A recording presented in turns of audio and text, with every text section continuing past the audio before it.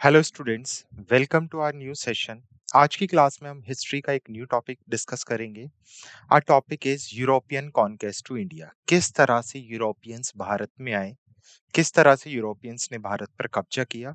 सो आज की क्लास में हम ये समझेंगे कौन कौन सी कंट्रीज भारत में आई थी, क्या पॉलिटिकल, ज्योग्राफिकल और इकोनॉमिकल रीजंस रहे थे, क्या आर्थिक रीजंस रहे थे, भौगोलिक रीजंस रहे थे कि यूरोपियंस भारत में आए। इस सीरीज में हम Portuguese, Dutch, Danish, French, British सभी का जिक्र करेंगे और देखेंगे किस तरह से यूरोपियंस का भारत में आगमन हुआ। सो स्टार्ट करते हैं आज का सेशन। आज के सेशन में हम सबसे पहले थोड़ा सा रोमन एम्पायर के बारे में समझेंगे। रोमन एम्पायर क्यों जरूरी है? देखो, रोमन एम्पायर के स्प्लिट के बाद यूरोपियंस बेसिकली एशिया की तरफ पलायन करेंगे, एशिया की तरफ मूव करेंगे। सो पहले हम रोमन एम्पायर की पूरी ज्योग्राफी समझेंगे। रोमन एम्पायर से स्प्लिट होके कैसे ऑटोमन एम्पायर बना उसके बारे में समझेंगे। देन कैसे Portuguese, duchess, British and French and Danish Bharat में आए। तो रोमन साम्राज्य समझना है, उसके बाद हम तुर्क साम्राज्य जो ऑटोमन एम्पायर था उसे समझेंगे। देन हम यूरोपियन कंट्रीज को समझेंगे, वो किस तरह से सीरीज में भारत आई थी। सो आपको ये सीरीज याद रखनी है इन 5 कंट्रीज की। सबसे पहले पोर्तुगीज आए, then Dutch, then British, then French, then Danish. So ये सीरीज भी कई बार क्वेश्चंस की फॉर्म में अरेंज करने के लिए पूछ ली जाती है कि अरेंज करो पहले कौन सी कंट्री आई है, देन उसके बाद कौन सी यूरोप से कंट्रीज आई थी। सो टॉपिक क्लियर है, क्या डिस्कस करने वाले हैं? ओके, सो स्टार्ट करते हैं। The images used in our side deck are for educational purpose only. We respect the intellectual property right of the original creator and honor of these images. If you are the owner of any one of the image used in this deck and have any concern or issue, please contact us at sathi@iitk.ac.in and we shall remove the images. सो हमारे side deck में इस्तेमाल की गई छवियां केवल शैक्षणिक उद्देश्यों के लिए हैं। हम इन छवियों के मूल रचनाकारों और मालिकों के बौद्धिक संपदा अधिकारों का सम्मान करते हैं। यदि आप इस डेक में इस्तेमाल की गई किसी भी छवि के मालिक हैं और आपको कोई चिंता या समस्या है तो कृपया हमसे sathi@iitk.ac.in पर संपर्क करें और हम छवियों को हटा देंगे। सो स्टार्ट करते हैं। पहले एक थोड़ा सा ब्रीफ इंट्रोडक्शन समझ लेते हैं। सो 1498 के आसपास, लगभग अर्ली 16 सेंचुरी, लगभग अर्ली 62 साल बाद 16 सेंचुरी स्टार्ट होने वाली थी। तो सबसे पहले पोर्तुगीज भारत में पहुंचे थे। पोर्तुगीज में सबसे पहले भारत में पहुंचने वाला वास्को डी गामा था, जो भारत में कैलिकट पोर्ट पे लगभग 1498 में पहुंचा था। वेस्टर्न घाट का रीजन थे जहां पे जमूरिन शासन कर रहा था। पोर्तुगीज भारत में पहुंचेंगे, भारत से बेसिकली ट्रेड स्टार्ट करेंगे और अपनी फैक्ट्रीज स्टार्ट करेंगे। धीरे धीरे वो वेस्टर्न कोस्ट, गोवा और बॉम्बे पर कब्जा करेंगे। तो अब ये ब्रीफ इंट्रोडक्शन है। सबसे पहले पोर्तुगीज लगभग 1498 में कैलिकट पोर्ट पर वास्को डी गामा पहुंचता है। धीरे धीरे वो वेस्टर्न घाट, गोवा, बॉम्बे सहित पश्चिमी तटों के क्षेत्रों पर नियंत्रण करने के लिए विस्तार करेंगे। क्लियर? पोर्तुगीज के बाद डचीज आएंगे। जैसे पोर्तुगीज आए यूरोप में, बेसिकली ये न्यूज फैली कि पोर्तुगीज ने भारत में जाके अपनी फैक्ट्रीज एस्टेब्लिश कर ली है। तो उनके पीछे पीछे नीदरलैंड से कुछ लोग भारत पहुंचेंगे जिन्हें डच कहा जाएगा, जो लगभग 1605 के आसपास भारत में अपनी फैक्ट्रीज एस्टेब्लिश करते हैं। सो डचेस भारत आने से पहले इंडोनेशिया गए थे। आगे के सेशन में हम देखेंगे कैसे उन्होंने स्पाइसेस और टेक्सटाइल का व्यापार स्टार्ट किया था भारत में, किस तरह से उन्होंने कोरोमंडल कोस्टल एरिया, तमिलनाडु यानी ईस्टर्न घाट की तरफ अपना फैक्ट्रीज एस्टेब्लिश की और उन्होंने श्रीलंका तक व्यापार किया था। तो डचेस नीदरलैंड से लगभग 17वीं शताब्दी की शुरुआत में 1605 में भारत की तरफ पलायन करते हैं, एशिया की तरफ पलायन करते हैं, भारत से मसालों और कपड़ों का व्यापार स्टार्ट करते हैं। इनका बेसिकली सेंट्रलाइजेशन कोरोमंडल तट पर था और श्रीलंका तक इनका वर्चस्व था। डचेस के पीछे पीछे ब्रिटिश भारत आएंगे। 1612 में अपनी पहली फैक्ट्री स्टैब्लिश करती है। फैक्ट्रीज भी बहुत डिस्प्यूटेड है, कुछ जगह 1608 दी होती है, कुछ जगह 1611, कुछ जगह 1612। तो आगे जब हम ब्रिटिश इन्वेजन का अंडरस्टैंड करेंगे, समझेंगे, तो वहां पर समझेंगे कि 1608 या 1612 में से कौन सा सही है। सो ब्रिटिश जब भारत पहुंचते हैं तो सबसे पहले 1612 में अपनी फैक्ट्री सूरत में स्टैब्लिश करते हैं। 1600 में एलिजाबेथ फर्स्ट भारत पहुंचती है और इन्होंने बॉम्बे, कलकत्ता, मद्रास जैसी 3 मेजर प्रेसिडेंसी स्टैब्लिश की थी भारत के अंदर। तो 17वीं शताब्दी की शुरुआत में इंग्लैंड से ब्रिटिश ईस्ट इंडिया कंपनी भी भारत पहुंचती है, जो 1612 के आसपास सूरत में अपना पहला कारखाना स्थापित करती है। तो बॉम्बे, कलकत्ता और मद्रास इनके प्रमुख केंद्र थे। पोर्तुगीज के बाद फ्रेंच आएंगे लगभग 1664 के आसपास, जो अपनी French east India Company establish करेंगे 1664 में। इनका वर्चस्व साउथ ईस्टर्न कोस्टल एरिया और पौंडीचेरी तक रहेगा। चंद्रनागोर में भी फ्रेंच का कब्जा रहेगा। क्लियर? तो फ्रेंच 17वीं शताब्दी की शुरुआत में लगभग 1664 के आसपास भारत पहुंचेंगे। फ्रेंच के बाद डेनमार्क, जिनका भारत में ज्यादा शासन नहीं रहा। डेनमार्क से जनरली क्वेश्चंस नहीं पूछे जाते हैं, इतना इंपॉर्टेंट नहीं है। आप मेजर मेजर याद रख सकते हो डेनमार्क से कि 1616 के आसपास उन्होंने पलायन करना स्टार्ट किया था भारत की तरफ। अपनी Danish East India company establish की 1616 में। डेनमार्क आया फ्रेंच से पहले था, बट हम इसे पढ़ते फ्रेंच के बाद में है, क्योंकि कोई ऐसा मेजर रोल रहा नहीं था डेनमार्क का भारत के अंदर, या कुछ ऐसे टेक्निकल पॉइंट्स नहीं बनते जो एग्जाम्स में जनरली पूछे जा सके। So Danish East India Company establish की गई। इन्होंने बेसिकली तरंगाबाडी में या थारंगमबाडी में और बंगाल में कलकत्ता के पास अपनी चौकियां स्टैब्लिश की थी। क्लियर? सो ये 5 कंट्रीज हैं जो भारत में आई थी। अब हमें समझना है पहले तो यूरोपियंस भारत में क्यों आए, एशिया की तरफ क्यों आना स्टार्ट किया, क्यों कब्जा किया, और यूरोपियंस में भी पोर्तुगीज सबसे पहले भारत में क्यों आए। सो स्टार्ट करते हैं। इसे समझने के लिए हमें थोड़ा सा रोमन एम्पायर को समझना होगा। क्या था रोमन एम्पायर, कैसे स्टेब्लिश हुआ था। अच्छा, हम इसे 2 फेज में समझेंगे। पहले मैं मैप के थ्रू समझाने की कोशिश करूंगा आपको कि क्योंकि ज्योग्राफिकल लोकेशन के थ्रू आप बहुत इजीली समझ पाएंगे कि एक्चुअल में सिचुएशन चल क्या रही थी। उसके बाद हम थियोटिकल पोर्शन में इसे कवर करेंगे। क्लियर? सो अब हम समझने जा रहे हैं कि क्यों यूरोपियंस भारत में आए और क्यों यूरोप से पोर्तुगीज सबसे पहले भारत में आए। सो इसके लिए हम रोमन एम्पायर समझते हैं। रोमन एम्पायर बेसिकली ये एक प्रीडोमिनेंटली क्रिश्चियन एम्पायर था, मतलब यहाँ पर पूरी तरह से ईसाइयों का वर्चस्व था, जिसकी शुरुआत लगभग कॉन्टेस्टाइन वाले रीजन से 4th सेंचुरी के आसपास हुई थी। आगे चल के रोमन एम्पायर कंप्लीटली क्रिश्चियनिटी में कन्वर्ट हो गया और एक ये ईसाई धर्म राज्य धर्म बन गया।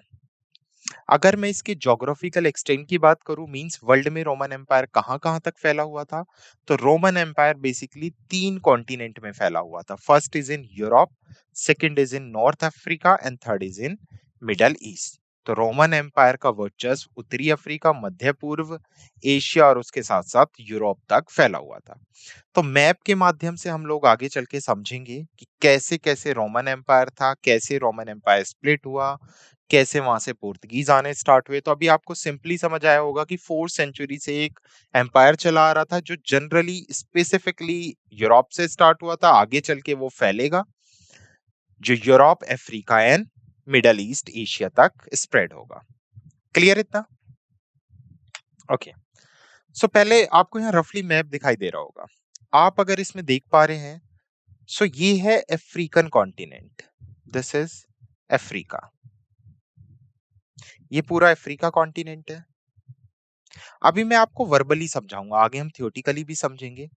यहाँ पर ये यूरोपियन एम्पायर है, ये टर्की है जो ओटोमन एम्पायर है। टर्की बहुत मेजर रोल प्ले करेगा पोर्तुगीज का भारत आने के लिए। यहाँ पर आप देख सकते हैं ये इंडिया है और ये ऊपर यूरोप है। सो हम सिंपली समझते हैं। सबसे पहले मैं कह रहा हूँ कि यूरोप से लगभग 4th सेंचुरी के आसपास इस यूरोप वाले रीजन पे स्पेसिफिकली रोमन एम्पायर की शुरुआत होती है। जब रोमन एम्पायर की शुरुआत होती है तो ये स्पेसिफिकली क्रिश्चियन डोमिनेटेड एम्पायर था। आगे चल के जब रोमन एम्पायर फैला तो इसने ये कंट्रीज अफ्रीका की अल्जीरिया, लिबिया, इजिप्ट और यहाँ पर टर्की और कुछ सेंट्रल एशिया की कंट्रीज पर भी कब्जा कर लिया।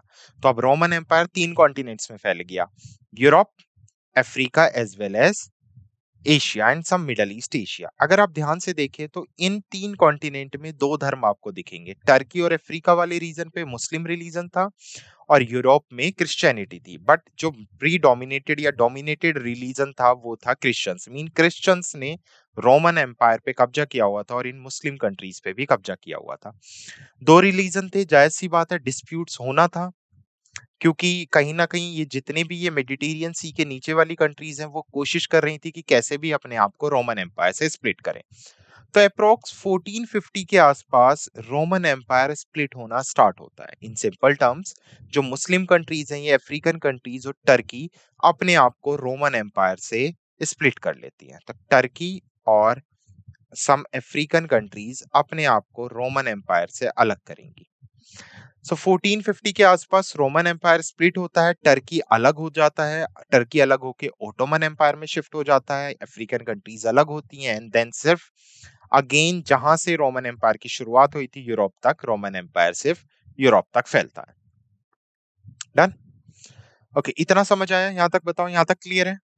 अभी सिर्फ हमने सिंपल सी दो तीन चीजें समझी हैं कि रोमन एम्पायर तीन कॉन्टिनेंट में फैला हुआ था, 1450 के आसपास स्प्लिट होता है क्योंकि दो रिलीजन थे जिनमें डिस्प्यूट चला आ रहा था। मुस्लिम्स अपने आप को क्रिश्चियन से सेपरेट कर लेते हैं। अब यहाँ आप ध्यान से टर्की को देखो।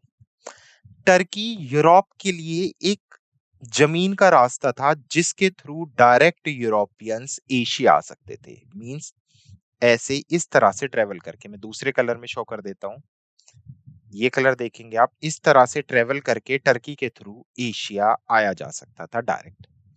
तो ये बहुत फेमस ट्रेड रूट था। उसके अलावा मेडिटेरियन सी के थ्रू भी यहां से आया जा सकता था। तो दो मेजर रास्ते थे, या तो मेडिटेरियन सी के थ्रू आया जाए या टर्की के थ्रू। अब जो यूरोपियंस थे वो पूरी तरह से एशिया के ऊपर डिपेंड करते थे इकोनॉमिकली, क्योंकि इनका व्यापार एशिया से चलता था, काफी पहले से चला आ रहा था। अब जैसे ही टर्की ओटोमन एम्पायर बनेगा और अफ्रीकन कंट्रीज रोमन एम्पायर से स्प्लिट होंगी, तो यूरोपियंस के लिए ये ट्रेड रूट्स पूरी तरह से बंद कर दिए जाएंगे। जैसे ही यूरोपियंस के लिए ये ट्रेड रूट बंद होते हैं तो यूरोप में एक तरह से फेमाइन, अकाल जैसी सिचुएशन आ जाती है, क्योंकि मैंने बताया पूरा यूरोप किसके ऊपर डिपेंड करता था, एशिया के ऊपर डिपेंड करता था।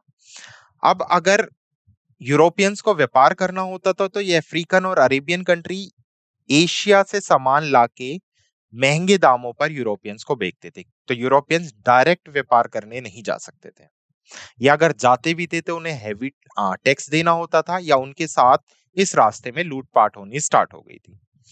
सो अब यूरोप में ऐसी सिचुएशन आ गई कि उन्हें एशिया जाना है क्योंकि पूरा व्यापार एशिया से चल रहा है। अब यूरो टर्की ने और मेडिटेरियन सी का रास्ता यूरोपियंस के लिए बंद हो गया, तो अब यूरोपियंस ने कोई नए रास्ते खोजने स्टार्ट किए। और इसी कॉन्टेक्स्ट में अब यूरोपियन दिमाग लगाते हैं और सोचते हैं क्यों ना पानी के रास्ते एशिया पहुंचा जाए। पानी के रास्ते कौन सा?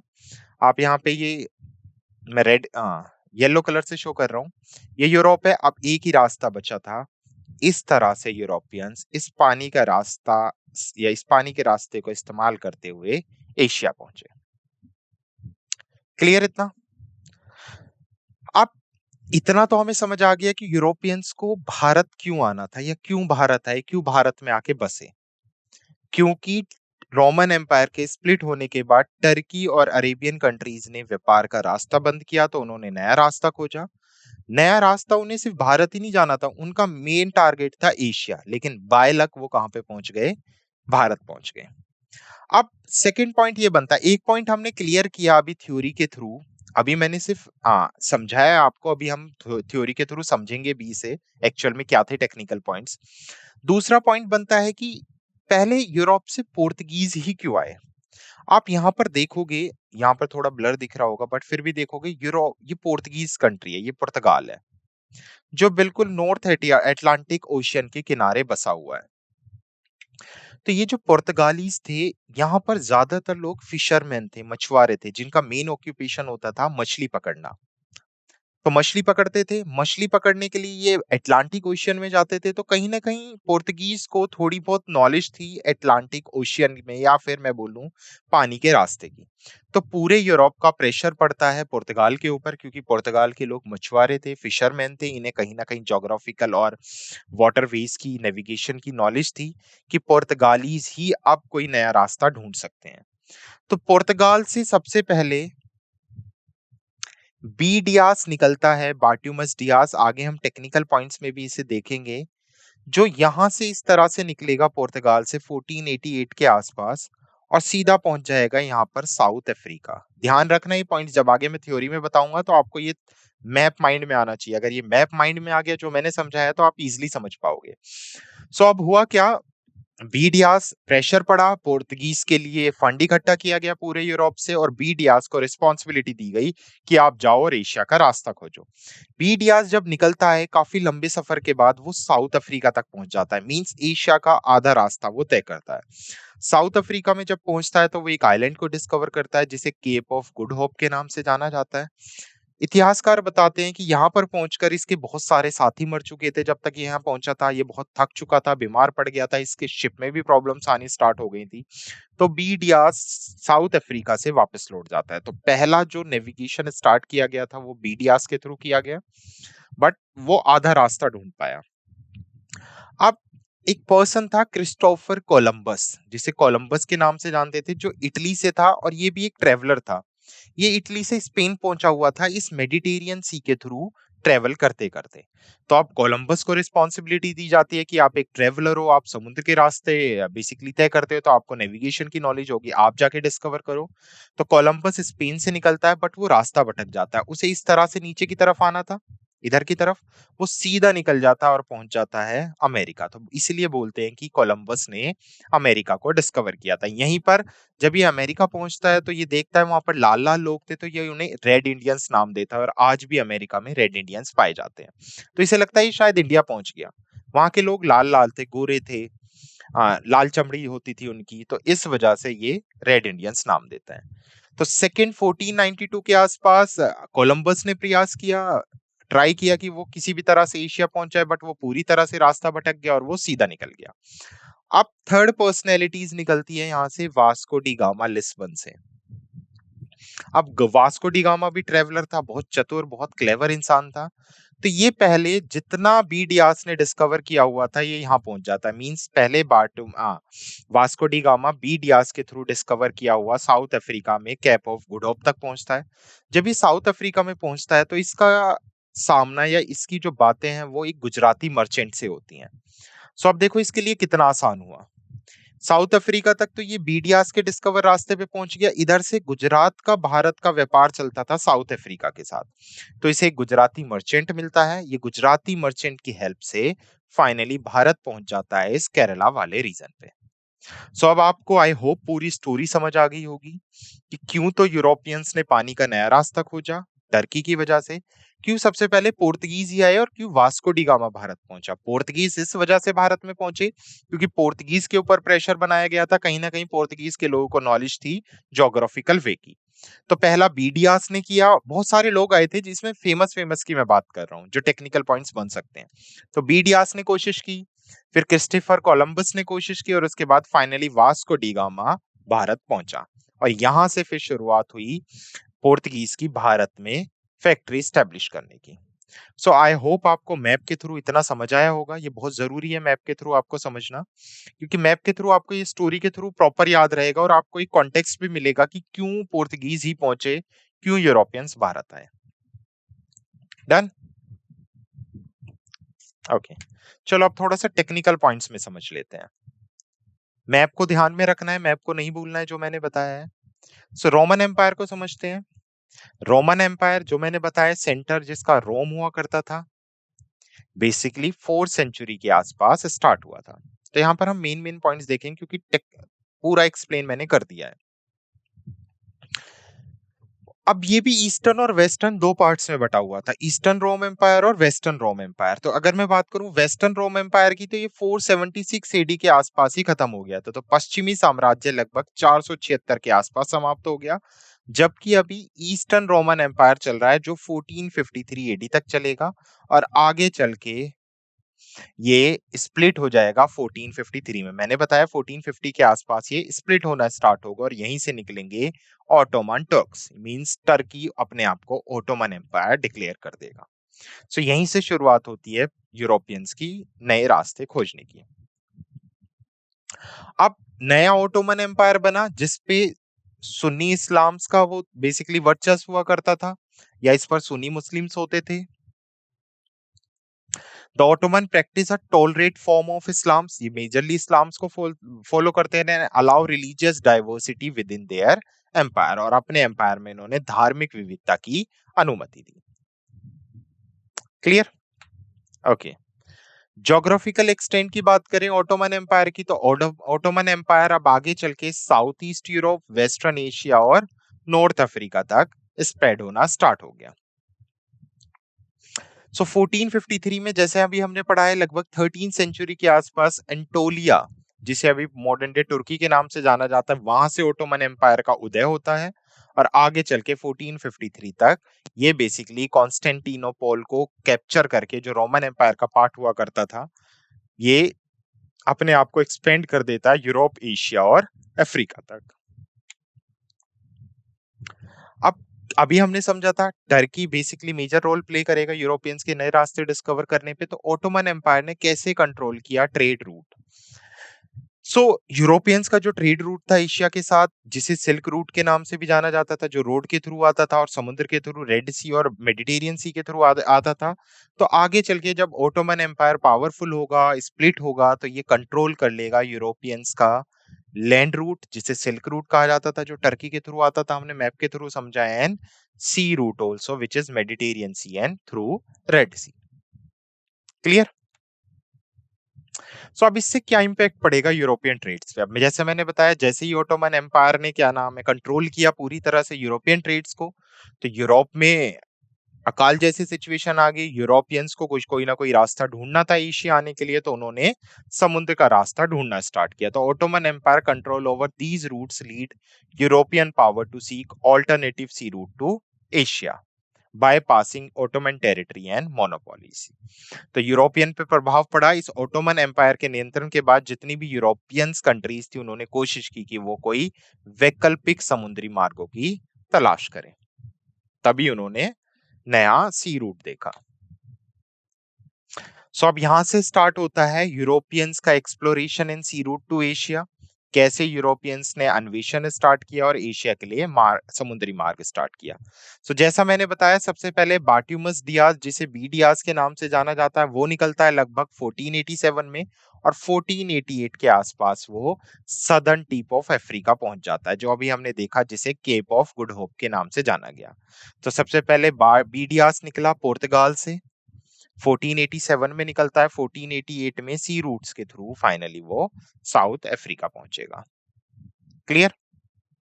तो पुर्तगाली खोजकर्ता बार्टोमस डियास ने 1487 में अफ्रीका के दक्षिणी सिरे पर चक्कर लगाकर एशिया तक का समुद्री मार्ग खोजने के लिए यात्रा की शुरुआत की। तो वही लाइंस वही एक्सप्लेन कर रही हैं जो मैंने मैप के थ्रू आपको एक्सप्लेन किया। यहाँ पर बस हम थ्योरी के थ्रू पढ़ रहे हैं। फाइनली 1488 में बीडिया सक्सेसफुली सदर्न अफ्रीका की टिप पर पहुंचेगा और वहां पर एक आइलैंड डिस्कवर करेगा, जिसे केप ऑफ गुड होप के नाम से जाना जाएगा, और आगे चल के इसी रास्ते का इस्तेमाल किया जाएगा by Vasco da Gama. Clear? तो यहाँ पर ये बीमार पड़ जाता है, इसकी शिप भी खराब हो जाती है, काफी सारे इसके साथी मर जाते हैं, तो इसी वजह से यहाँ से वापस लौट जाता है। नेक्स्ट देखो, नेक्स्ट अगला पर्सन चलेगा कोलंबस। 1498 में जो इटली का एक्सप्लोरर था, मैंने बताया, वो इटली से स्पेन पहुंचा हुआ था, मेडिटेरियन सी को वो ट्रेवल कर रहा था। तो स्पेन से निकलेगा 1492 में, और ये रास्ता भटक जाएगा बेसिकली, और एशिया लक्ष्य पहुंचने के साथ साथ अपनी पहली यात्रा शुरू करेगा। ये क्या होता है, ये एशिया तो पहुंच नहीं पाता, बट ये कहाँ पहुंच जाता है, अमेरिका पहुंच जाता है, और अमेरिका में जाके अमेरिका का सी रूट बेसिकली डिस्कवर करता है। तो कैरिबियन आइलैंड्स के रास्ते होते हुए कोलंबस अमेरिका पहुंचेगा रास्ता भटकने की वजह से, और आगे सीधा निकल जाएगा। अब शुरुआत होती है पुर्तगालीज के भारत में आगमन की। सबसे पहले पुर्तगीज भारत में क्यों आए? भारत में आने के पीछे आप सभी को पता है, जनरली हम पढ़ते आ रहे हैं, जितने भी भारत में चाहे पोर्तुगीज आए हैं, अरब्स आए हैं, टर्किश आए हैं, उनका मेन इंटेंशन होता था इकोनॉमिकल और वेल्थ को कलेक्ट करना। तो पोर्तुगीज भी बेसिकली स्पाइसेस ट्रेड के लिए, स्पेशली पेपर्स, सिनेनम्स, क्लोव्स एंड नटमेग्स, तो इनका मेन उद्देश्य था काली मिर्च, दालचीनी, लौंग और जायफल का व्यापार करना, और जो अरब और वेनिस जैसे बिचौलिए हैं उनको दरकिनार करना। जब ओटोमन एम्पायर एस्टेब्लिश होता है, तो अरेबियंस बिचौलिए बन जाते हैं। वो इन्हें रूट्स बेसिकली प्रोडक्ट ला ला के दिया करते थे, जो काफी हाई रेट पर होते थे। अब पोर्तुगीज का जो अराइवल है, वो कैसे एक्सप्लोरेशन एंड एक्सपेंशन निकलता है भारत की तरफ, वो हम समझते हैं। तो अब स्टार्ट होती है जर्नी वास्को डी गामा की। वास्को डी गामा लगभग 4 शिप के साथ, 4 अपने जहाजों के साथ 1497 में लिस्बन से निकलता है भारत, और पहले पहुंचेगा Cape of Good Hope. Cape of Good Hope में पहुंचने के बाद वहां पर इसे गुजराती मर्चेंट मिलेगा और उस गुजराती मर्चेंट के साथ ये भारत पहुंचेगा कैलीकट पोर्ट पे। ये भारत का नीचे वाला रीजन है, तो ये केरला पहुंचेगा बेसिकली। क्लियर? तो ये केरला पहुंचेगा मई 1498 में। तो जब ये केरला में पहुंचता है तो वहां पे कोई ना कोई रूलर होगा। तो ये केरला में पहुंचेगा। इसकी शिप का नाम भी कई बार पूछ लिया जाता है। इसकी शिप का नाम था साओ गैब्रियल। जब ये केरला में पहुंचता है तो वहां पर जमूरीन करके एक रूलर हुआ करता था जो इसका वेलकम करता है। ठीक है। अब ये मई 1498 में पहुंच तो गया। मई 1498 में पहुंचा तो सही, जमूरीन के एम्पायर में भी गया। अब जमूरीन को लोग बताते थे कि वो बहुत ज्यादा लालची था। कोई भी विदेशी आता था तो उसे लगता था बहुत सारे गिफ्ट्स लेके आएगा, लेकिन वास्को डी गामा ऐसा कुछ नहीं लेके पहुंचता, जिस वजह से इसकी जमूरीन के साथ ज्यादा जमती नहीं है।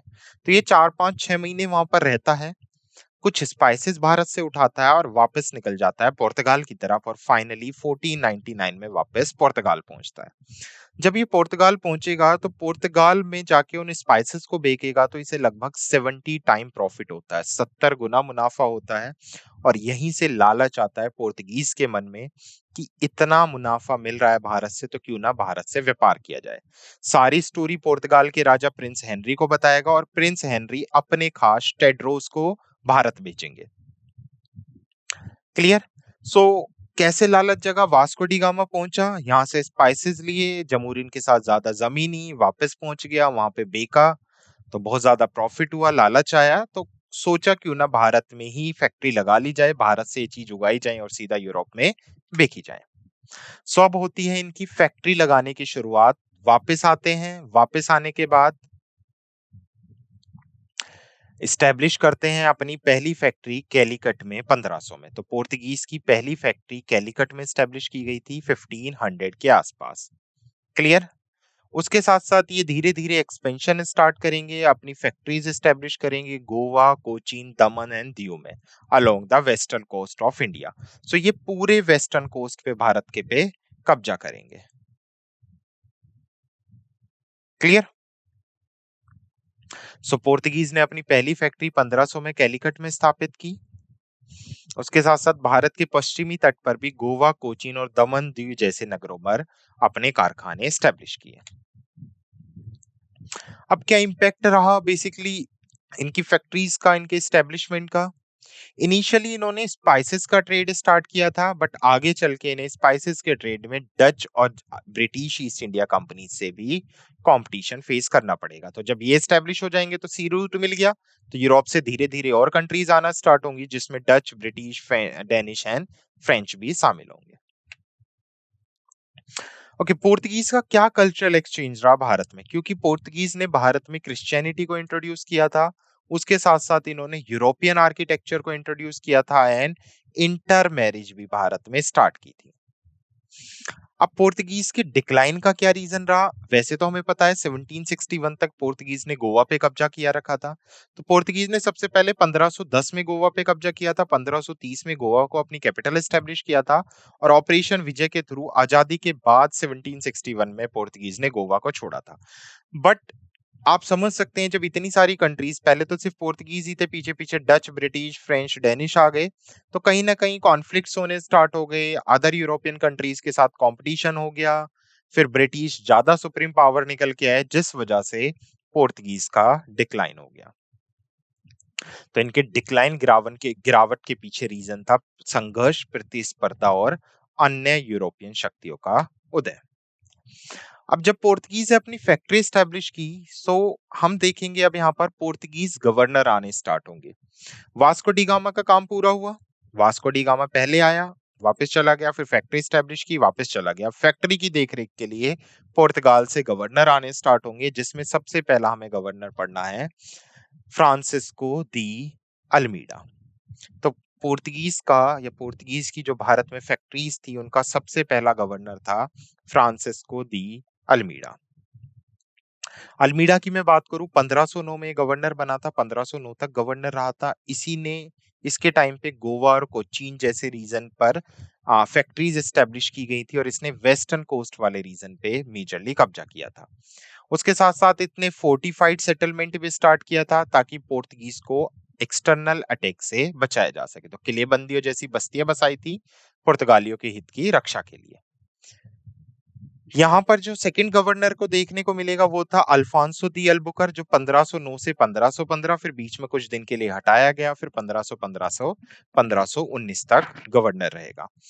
अल्फांसो दी अल्बुकर ही था जिसने 1509 में रूलर बनने के बाद 1510 में गोवा पे कब्जा किया था। तो पोर्तुगीज ने सबसे पहले गोवा को 1510 में कब्जाया था। गोवा पे आदिल शाह का शासन था तो इन्होंने आदिल शाह को हराया, देन 1510 में गोवा पे कब्जा किया। उसके बाद 1511 में इन्होंने मलक्का पर कब्जा किया। तो मलक्का मलेशिया, बेसिकली जो आइलैंड था इंडोनेशिया मलेशिया का, उस आइलैंड पे कब्जा किया। उसके साथ साथ इसने पोर्तुगीज का कंट्रोल बढ़ाया सी ट्रेड रूट्स पर और इस्टेब्लिश किया एडमिनिस्ट्रेटिव रिफॉर्म्स। अल्फांसो को हम 3G पॉलिसी के नाम से भी जानते हैं। अल्फांसो की 3 पॉलिसीज थी जिन्हें हम 3G पॉलिसी के नाम से जानते हैं। पॉलिसी 3G पॉलिसी से मतलब 1G से मतलब गोल्ड, 1G से मतलब गॉड और 1G से मतलब ग्लोरी। तो ये भारत से 3 चीजें बेसिकली स्थापित करना चाहता था। गोल्ड यानी सोना जी छीनना चाहता था, गोल्ड, हाँ, ग्लोरी मींस अपना यश फैलाना चाहता था, गोल्ड मतलब क्रिश्चियनिटी को प्रमोट करता था। थर्ड गवर्नर आया नीनो दी कुन्हा, जो 1529 से 1538 तक गवर्नर रहा था। इसके टाइम पे बेसिकली और एक्सटेंड किया गया। इसके टाइम पे ही दमन एंड दीव पे कब्जा किया गया। आगे चल के इसने वेस्टर्न कोस्ट पर, कोस्टल एरिया पर अपना वर्चस्व बढ़ाया और उसके साथ साथ इसने रिवेन्यू कलेक्शन पर भी जोड़ दिया और उसके लिए नई नई पॉलिसीज बनाई। तो 1529 टू 1538 नीनो दी कुन्हा।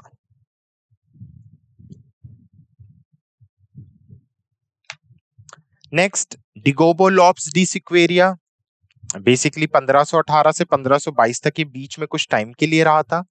ये भी अफ्रीकन कोस्टल से एक एक्सप्लोरर था जो पोर्तुगीज के थ्रू भारत पहुंचा था। क्लियर? तो इसके बारे में ज्यादा ऐसा कुछ इंपॉर्टेंट है नहीं जो आपको अलग से पढ़ना हो।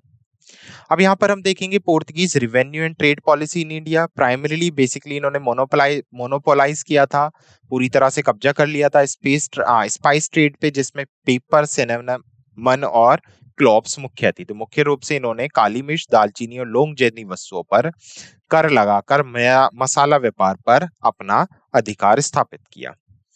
ठीक है। पोर्तुगीज रिवेन्यू एंड ट्रेड में इन्होंने फोर्टिफिकेशन किया था, बहुत सारे फोर्ट्स बनाए थे फैक्ट्रीज को प्रोटेक्ट करने के लिए, ट्रेड रूट्स को प्रोटेक्ट करने के लिए। बेसिकली इन्होंने फोर्ट्स और किलाबंदी की थी और ट्रेड पर मोनोपोली तो अभी तक इनकी चल ही रही थी।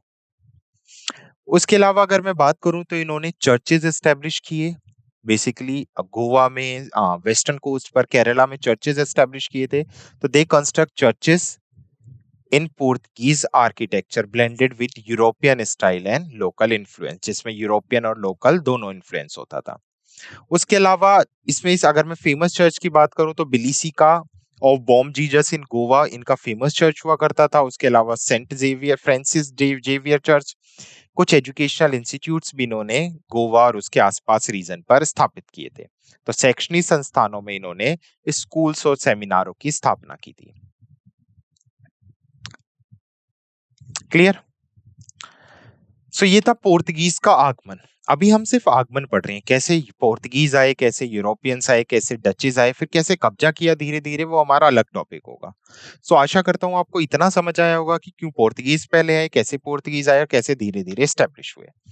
अब ये अफवाह पूरे यूरोप में फैल गई कि पोर्तुगीज ने भारत का रास्ता ढूंढ लिया है, तो पीछे पीछे नीदरलैंड से डचेस भी भारत में आना स्टार्ट हो गए और उन्होंने भारत में अपनी पहली फैक्ट्री स्टैब्लिश की, जिसे डच ईस्ट इंडिया कंपनी और डच लैंग्वेज में वीओसी के नाम से भी जाना जाता है। तो यहाँ पर अब हमको समझना है कैसे डचेस भारत में आए और कैसे उन्होंने फैक्ट्रीज एस्टेब्लिश की। तो डचेस की अगर मैं बात करूं, अराइवल एंड एस्टेब्लिशमेंट, डचेस की जो फर्स्ट फैक्ट्री थी वो 1605 में एस्टेब्लिश हुई और इन्होंने मसूलीपट्टनम में अपनी पहली फैक्ट्री एस्टेब्लिश की।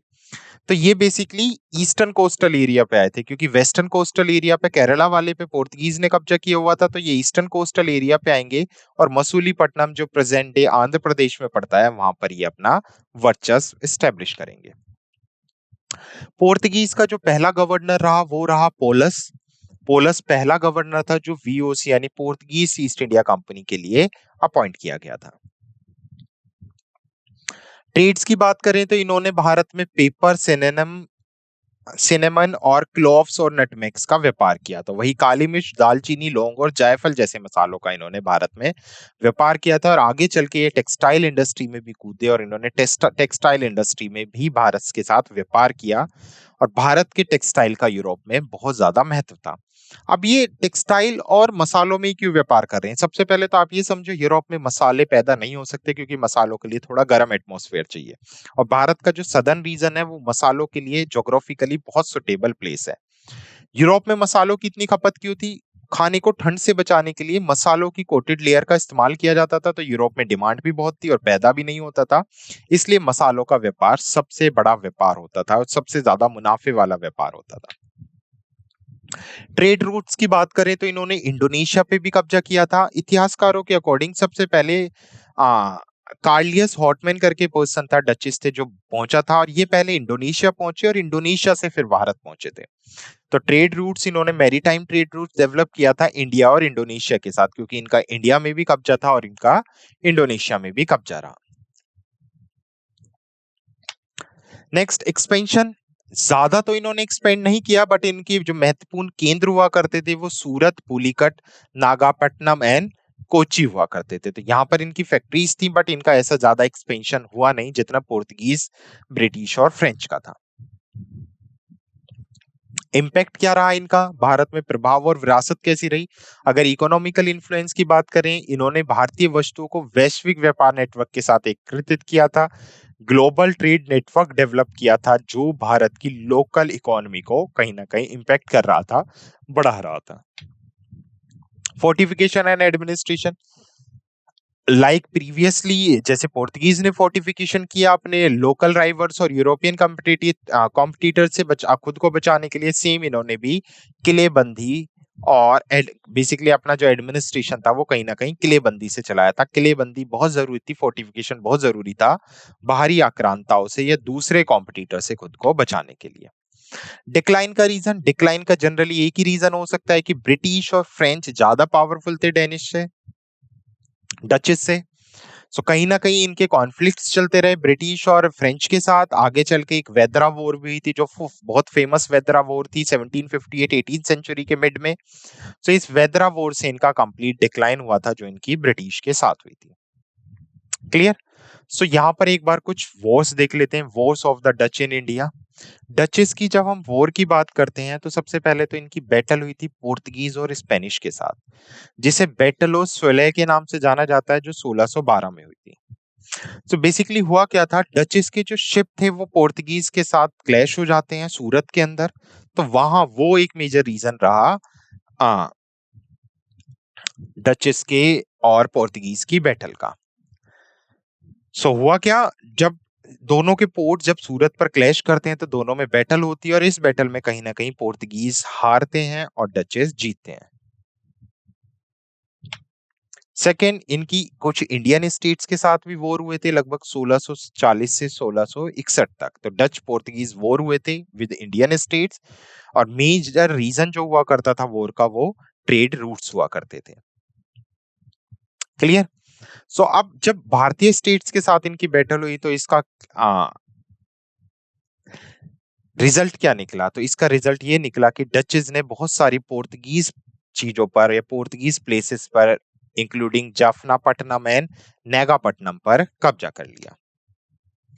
डचों के मराठास के साथ भी क्लैश हुए हैं लेट 70s और 80s में, क्योंकि डच और मराठा भी कहीं ना कहीं कंटेम्प्रेरी थे। मराठा भी साउथ में चल रहे थे, हम ऑलरेडी प्रीवियसली सेक्शन में डिस्कस कर चुके हैं मराठास के बारे में। तो इनके कहीं ना कहीं मराठास के साथ भी टेरिटरी को लेकर डिस्प्यूट्स रहे। अब मराठास के साथ डिस्प्यूट्स, मेजरली जो डचेस के डिक्लाइन का रीजन था या मराठास के साथ जो डिस्प्यूट्स, उसका आउटकम ये निकला कि डचेस वेस्टर्न इंडिया में कमजोर पड़ गए और मराठास ज्यादा पावरफुल निकले। क्लियर? सो ये हमने डचेस के बारे में समझा, कैसे डचेस भारत में आए, कैसे उन्होंने एस्टेब्लिश किया, धीरे धीरे कैसे उनका डिक्लाइन होना स्टार्ट हुआ। अब इसी कॉन्टेक्स्ट में नेक्स्ट कंट्री आती है ब्रिटिश। अब ब्रिटेन में भी अफवाह फैली कि यूरोप से एशिया जाने का रास्ता मिल गया है, तो पीछे पीछे ब्रिटिश भी निकल गए। इसी कॉन्टेक्स्ट में लगभग 377 मेंबर्स के साथ अपने शिप रेड ड्रैगन में ब्रिटिश की प्रिंसेस एलिजाबेथ फर्स्ट 1600 एडी में 31 दिसंबर को अकबर के दरबार में पहुंचती हैं। तो ब्रिटिश जब पहली बार भारत में आए थे, सूरत में आए थे, और इस टाइम पे किसका शासन चल रहा था 1600 में? अकबर का। अब जब एलिजाबेथ फर्स्ट अपने शिप रेड ड्रैगन में, आप देख भी सकते हैं, भारत पहुंचती है, तो ये अकबर से 15 साल के लिए शाही चार्टर लेती है, बेसिकली मोनोपोली राइट लेती है। क्लियर? तो अभी 15 साल के लिए आगे चल के हम पढ़ेंगे कैसे उस राइट को आगे चल के ब्रिटिश ने अनलिमिटेड टाइम के लिए एक्सटेंड कर लिया था। और धीरे धीरे ये सूरत मद्रास पे अपना कब्जा स्टैब्लिश करना स्टार्ट करते हैं। आगे चल के सर थॉमस रो डचिस की तरफ से आएंगे, सॉरी ब्रिटिश की तरफ से आएंगे 1615 में जहांगीर के दरबार में। क्लियर? यहाँ पे थॉमस रो क्यों आए, क्या इवेंट रहा, तो आपको थोड़ा सा समझना है। जैसी एलिजाबेथ फर्स्ट आती हैं, फर्स्ट जब भारत पहुंचती हैं तो वो 15 साल के लिए मोनोपोली राइट लेती हैं, वापस जाती हैं तो 1603 में उनकी डेथ होती है। तो ब्रिटेन में पूरी सत्ता बदलती है, जो पूरी सल्तनत थी वो पूरी तरह से चेंज होती है, वहां पर रूलर आते हैं। जो रूलर आएंगे आगे चल के, वही थॉमस रो को बेसिकली भारत भेजते हैं। तो जब थॉमस रो भारत आते हैं तो वो जहांगीर के दरबार में आते हैं। अब तक भारत में भी सत्ता बदल चुकी थी और भारत में जहांगीर चल रहे थे। तो विलियम हॉकिंग, कैप्टन विलियम और थॉमस रो, दो पर्सनैलिटीज थी जो ब्रिटेन से किसके दरबार में आए थे? जहांगीर के दरबार में आए थे। और इन्होंने ही आगे चल के इस मोनोपोली राइट को अनलिमिटेड टाइम के लिए बढ़ा लिया, जो 1833 के चार्टर एक्ट में खत्म हो गया। उसके अलावा कार्नवालिस इला, ये क्रोमवेलियन इला युग बेसिकली जो होता है जब ब्रिटिश ने अपना एक्सपेंशन स्टार्ट किया था 1642 से 1651 तक, जिसे इंग्लिश सिविल वॉर के नाम से भी जाना जाता है। क्रोमवेल, ओलिवर क्रोमवेल रीजन था ये, जहां पर इन्होंने दोबारा से अपना एम्पायर एस्टेब्लिश किया था। ब्रिटिश का ग्रोथ एंड इन्फ्लुएंस, मेजरली तो ब्रिटिश ग्रो करेंगे after the death of Aurangzeb. जब ब्रिटिश किस पर कब्जा करेंगे? सबसे पहले बंगाल पे कब्जा करेंगे। तो 17th एंड 18th सेंचुरी थी ब्रिटिश के एक्सपेंशन एरा में।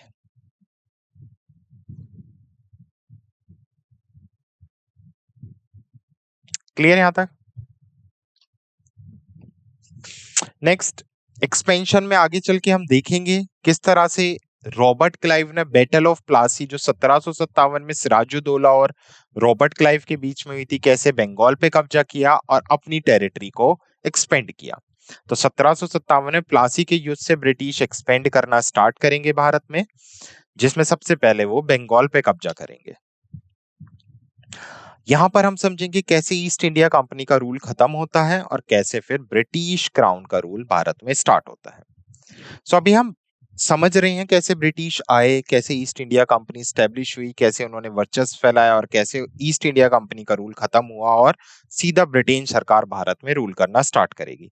तो कहीं ना कहीं वैसे तो 1833 के चार्टर एक्ट और 1813 के चार्टर एक्ट में ये मेंशन है कि धीरे धीरे ईस्ट इंडिया कंपनी का रूल ब्रिटिश क्राउन खत्म करते हैं, बट फाइनली 1857 के जो सिपाही म्यूटिनिटी थी, या जिसे हम रिवोल्ट ऑफ 1857 कहते हैं, वहां से ईस्ट इंडिया कंपनी का सारा जो पावर्स थी वो ब्रिटिश क्राउन में शिफ्ट हो गई और जितनी भी ब्रिटिश कॉलोनी थी भारत के अंदर वो डायरेक्टली एडमिनिस्टर, सीधे प्रशासन ब्रिटिश गवर्नमेंट के हाथ में आ गया। डन। ब्रिटिश के बाद नेक्स्ट हम देखेंगे फ्रेंच इन इंडिया। अब जो ये लास्ट कंट्री थी या लास्ट इंपॉर्टेंट कंट्री थी जिसकी मैं बात कर रहा हूं, मैंने बताया ना डेनिश इतना इंपॉर्टेंट नहीं है हमें पढ़ने के लिए, डेनिश से ऐसे कोई टेक्निकल पॉइंट्स बनते नहीं है, बट फ्रेंच काफी इंपॉर्टेंट है, कैसे फ्रेंच भारत में आए और कैसे फ्रेंच भारत में आके एस्टेब्लिश हुए। समझते हैं फ्रेंच का establishment of French east India company in India. तो फ्रेंच ईस्ट इंडिया कंपनी, जिसे कैंपेन फ्रेंचाइडी डेस इंडेस ओरिएंटल्स के नाम से जाना जाता था, ये फ्रेंच लैंग्वेज है जो आपको याद करने की बिल्कुल जरूरत नहीं है।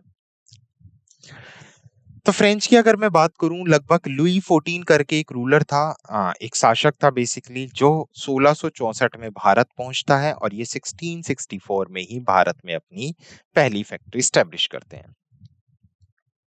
तो 1664 में लुई 14 भारत पहुंचेगा फ्रेंच की तरफ से, क्योंकि यूरोप में अफवाह फैल चुकी थी कि एशिया का रास्ता मिल गया है, तो व्यापार करने के लिए पीछे पीछे फ्रांसीसीज भी भारत पहुंचे।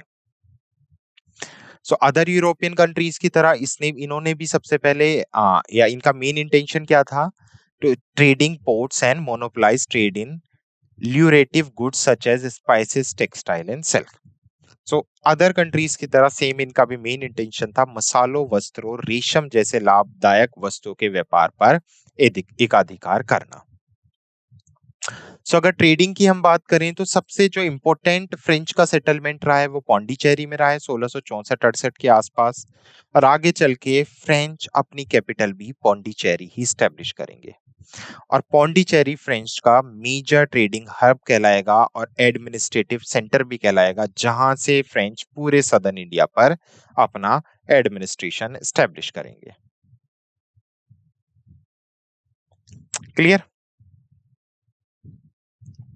Okay, next, trading ports and settlements में सबसे इंपॉर्टेंट चंदन नगर भी आता है। कोलकाता के पास सिचुएटेड था चंदन नगर, जो फ्रेंच का नॉर्थ इंडिया में सबसे इंपॉर्टेंट ट्रेडिंग पोर्ट हुआ करता था। तो आपको चंदन नगर भी याद रखना है। चंदन नगर बेसिकली ये जो पोर्ट था, ये बंगाल कलकत्ता में आता था, जो फ्रेंच का नदर्न इंडिया में सबसे इंपॉर्टेंट ट्रेडिंग पॉइंट था। उसके अलावा माही, जो पौंडीचेरी का पार्ट है, जो मालाबार कोस्टल एरिया पे प्रेजेंटेड है केरला में, माही भी इनका इंपॉर्टेंट बेसिकली स्ट्रेटेजिक आउटपोस्ट होता था फ्रेंच का। और यहां से भी ये वेस्टर्न कोस्ट पे या वेस्टर्न कोस्टल एरिया पे पश्चिमी तट पर माही के थ्रू भी व्यापार किया करते थे। नेक्स्ट इनका इंपॉर्टेंट पोर्ट था कराईकल, जो Coromandel coastal area means Tamil Nadu के आसपास सिचुएटेड था। सो अगर इन्हें ईस्टर्न साइड पे यानी बे ऑफ बंगाल की तरफ व्यापार करना होता था, ये इस कोस्टल एरिया का इस्तेमाल करते थे, और आगे चल के यहाँ पर फ्रेंच ईस्ट इंडिया कंपनी भी एस्टेब्लिश की जाएगी। एक्सपेंशन एंड एक्टिविटीज, कैसे फ्रेंच ने एक्सपेंशन किया भारत के अंदर। जब तक फ्रेंच आए थे तो भारत में ब्रिटिश भी थे, पोर्तुगीज भी थे, डचेस भी थे, तो थोड़ा सा डिफिकल्ट हुआ था फ्रेंच के लिए भारत में खुद को एस्टेब्लिश करना। बट फ्रेंच की मिलिट्री टेक्निक्स बहुत स्ट्रांग थी, बहुत स्ट्रांग मिलिट्री थी, तो कहीं ना कहीं उन्होंने जो लोकल रूलर्स थे उनकी हेल्प से अपना बेसिकली व्यापार और अपना एम्पायर एक्सपेंड करना स्टार्ट किया था। जो फ्रेंच ईस्ट इंडिया कंपनी थी, उनकी मिलिट्री कॉन्फ्लिक्ट्स बहुत स्ट्रांग थे। अदर ईस्ट इंडिया कंपनी के साथ भी इनके कॉन्फ्लिक्ट्स रहे हैं, बट इन्होंने लोकल रूलर्स के साथ मिलकर एक्सपेंड करना स्टार्ट किया। कल्चरल एंड इकोनॉमिकल कंट्रीब्यूशन बहुत बड़ा हाथ रहा है फ्रेंच का। इन्होंने बहुत सारा फ्रेंच आर्किटेक्चर भारत में स्टैब्लिश किया, एजुकेशनल इंस्टीट्यूट्स भारत में किए, सेटलमेंट किए, और उसके साथ साथ बेसिकली ये इनके कब्जे वाले क्षेत्रों में आपको फ्रेंच कल्चर भी देखने को मिलेगा। अब फ्रेंच और ब्रिटिश का कॉन्फ्लिक्ट रहा, जो बहुत फेमस कॉन्फ्लिक्ट रहा है, जिसे हम कर्नेटिक वॉर के नाम से जानते हैं, जो 3 कर्नेटिक वॉर थी। यहाँ पर हमें ये 3 कर्नेटिक वॉर समझनी है, क्या इनके पीछे रीजंस रहा, हमें ये समझना है। क्लियर? स्टार्ट करते हैं फर्स्ट कर्नेटिक वॉर से। फर्स्ट कर्नेटिक वॉर जो हुआ था, ये वैसे तो टोटल वॉर 1746 से 1763 के बीच में हुई थी। कर्नेटिक वॉर समझने से पहले हम राइवलरी समझते हैं, कैसे ब्रिटिश ईस्ट इंडिया कंपनी और फ्रेंच ईस्ट इंडिया कंपनी के बीच में राइवलरी रही। दोनों ही सुप्रीम पावर थी भारत के अंदर बेसिकली। दोनों को कहीं ना कहीं एक्सपेंड करनी थी अपनी टेरिटरी, ट्रेड्स पर कब्जा करना था, तो ये यहीं पर जाकर टकराते थे। कभी ट्रेड्स के लिए दोनों में आपस में लड़ाई हुई है, कभी टेरिटरीज को एक्सपेंड करने के लिए। कई बार ऐसा हुआ है कि ब्रिटिश ने फ्रेंच की टेरिटरी को एक्वायर कर लिया तो बैटल स्टार्ट हो गई, कई बार ब्रिटिश ने फ्रेंच की टेरिटरीज को एक्वायर कर लिया तो बैटल से स्टार्ट हो गई। क्लियर? पॉलिटिकल अलायंस, फ्रेंच का जो पॉलिटिकल अलायंस होता था वो लोकल रूलर्स के साथ होता था, suggest Nawab of Karnataka against the British. कहीं ना कहीं फ्रेंच को लोकल रूलर्स का भी सपोर्ट मिला। समझते हैं फर्स्ट कर्नेटिक वॉर जो 1746 में स्टार्ट हुई और 1748 में खत्म हुई। तो क्या रीजन था, पहले कारण समझते हैं। तो सबसे पहले जो मेजर रीजन था फर्स्ट कर्नाटिक वॉर का, वो था कर्नाटका में अपना वर्चस्व स्टैब्लिश करना। होता क्या है, यहाँ पर फ्रेंच गवर्नर थे बेसिकली डुप्लेक्स, जिन्होंने एक सिपॉय म्यूटिनिटी स्टार्ट कर दी थी ब्रिटिश के अगेंस्ट। तो they triggered by the local succession dispute in Carnatic region. तो मेजर रीजन क्या था, कर्नाटक पे कंट्रोल करना। तो कर्नाटक पे कंट्रोल करने के लिए फ्रेंच की राइवलरी हो गई वहां के चंद्रा साहिब के साथ, आगे चल के जिन्हें ब्रिटिश का सपोर्ट मिलेगा और ब्रिटिश सपोर्ट करेंगे मोहम्मद अली खान वल्ला को। कहीं ना कहीं जो लोकल रूलर्स थे, एक को सपोर्ट मिल रहा था चंदा साहिब को फ्रांसिस का, मोहम्मद अली बेसिकली वल्ला जहाँ जो थे उन्हें सपोर्ट मिल रहा था ब्रिटिश का। तो दोनों के सपोर्टर्स जब आपस में भिड़ेंगे तो सिंपल सी बात है, दोनों पार्टीज भी आपस में भिड़ेंगी। तो इसका वॉर का कॉज क्या निकलता है, पहले तो चंदा साहिब सपोर्ट किया गया था बाय फ्रेंचिस के through, but eventually defeated by Mohammad Ali Khan Walla and British assistant. तो जो ब्रिटिश सपोर्ट कर रहे थे मोहम्मद अली खान वल्ला जहा को, तो ब्रिटिश के सपोर्ट से मोहम्मद अली खान चंदा साहिब को डिफीट कर देता है। क्लियर। ये था first Carnatic war. Now second Carnatic war जो 1749 में स्टार्ट हुआ और जो 1754 तक चलेगा। तो next is second Carnatic war. Second Carnatic war भी फ्रेंच और ब्रिटिश के बीच में हुआ था, और इसका मेजर रीजन क्या था, वही सदर्न इंडिया की टेरिटरीज। क्या करना था इन्हें दोनों को, सदर्न इंडिया पे कब्जा करना था। यहां पर कहीं ना कहीं आपको निजाम्स का रोल भी देखने को मिलेगा। आओ समझते हैं क्या रीजन रहा सेकेंड कर्नेटिक वॉर का। The key event, the war witnessed several battles including of siege of Pondicherry where the British unsuccessfully attempt to capture the French stronghold. बहुत सारी बैटल्स हुई थी सेकेंड कर्नाटिक वॉर में, जहां पे British ने लगातार कोशिश की थी फ्रांसीसीज के गढ़ को कब्जा करने के लिए, जहां पर ब्रिटिश ने पौंडीचेरी को भी कब्जा लिया था। Now the last is third Carnatic war, जो 1757 से 1763 के बीच में हुआ।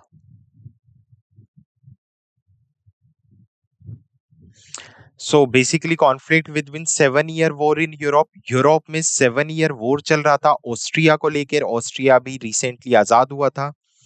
ये दोनों पावर्स यूरोप में कैप्चर करना चाहती थी ऑस्ट्रिया को, और इसी को लेके ये भारत में भी भिड़ गए। तो भारत में जो ये थर्ड कर्नेटिक वॉर हुआ था, इसका कहीं ना कहीं रीजन था 7 ईयर वॉर इन यूरोप।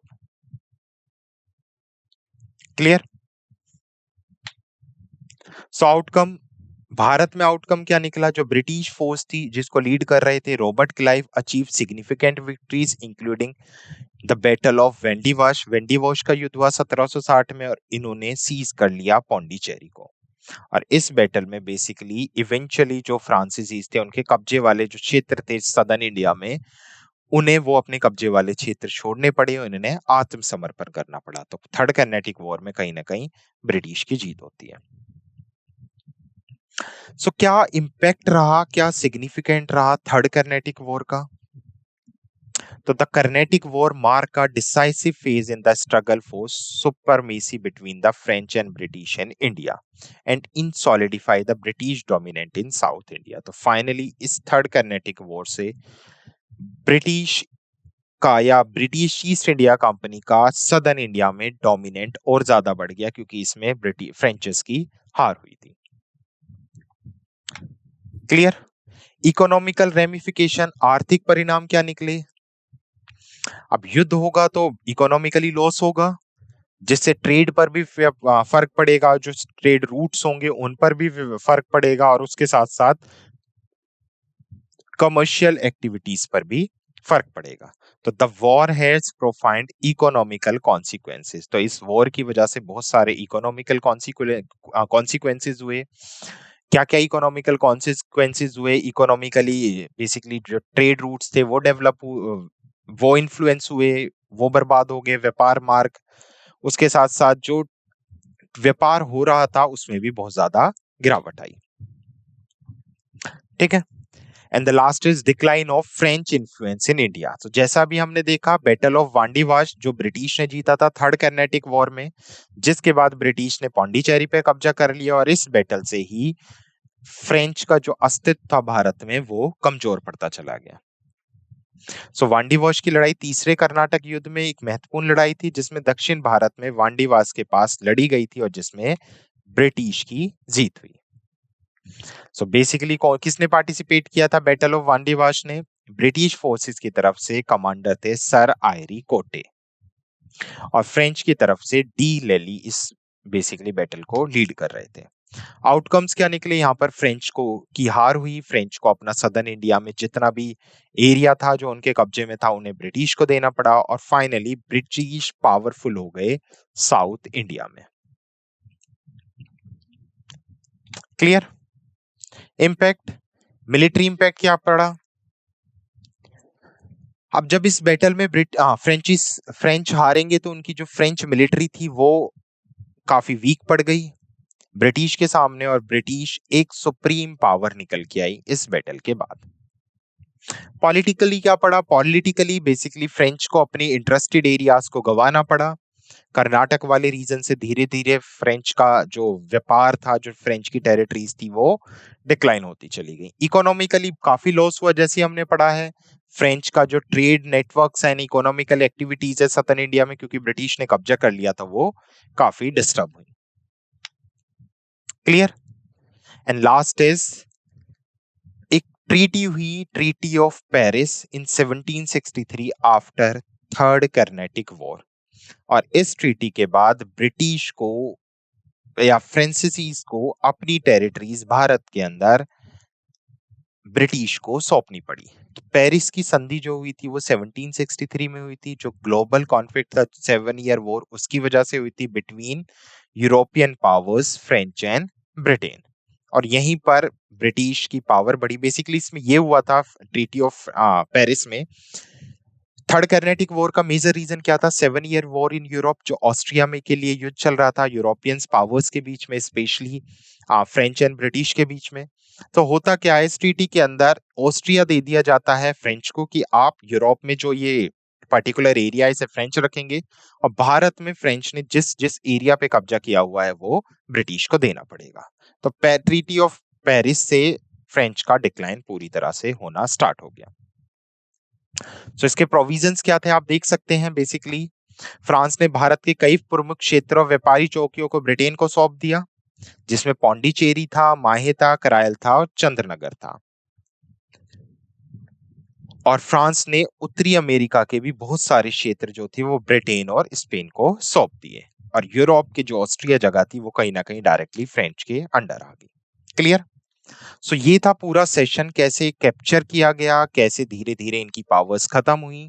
सो आज हम लोगों ने पढ़ा है रोमन एम्पायर से हमने स्टार्ट किया, कैसे यूरोपियंस आए, पुर्तगीज आए, देन उसके बाद Dutch, British, Danish and French का वर्चस्व रहा। सो बहुत इंपॉर्टेंट टॉपिक है, टेक्निकल क्वेश्चंस बन जाते हैं यहाँ से। उम्मीद करता हूँ आपको ये सेशन अच्छे से समझ आया होगा। Thank you.